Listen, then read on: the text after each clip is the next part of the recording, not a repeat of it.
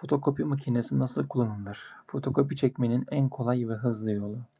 Fotokopi makinesi kullanmaya başlamadan önce cihazın açma kapama düğmesini kullanarak makineyi açın. Kopyalanacak belgeyi sayfa yönüne dikkat ederek cam plakanın üzerine yerleştirin.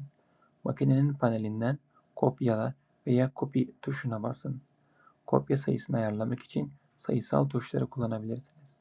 İşlem tamamlandığında kopyaları makinenin çıkış bölümüne alabilirsiniz. Bu adımlar fotokopi çekme işlemini hızlı ve kolay bir şekilde gerçekleştirmenizi sağlar.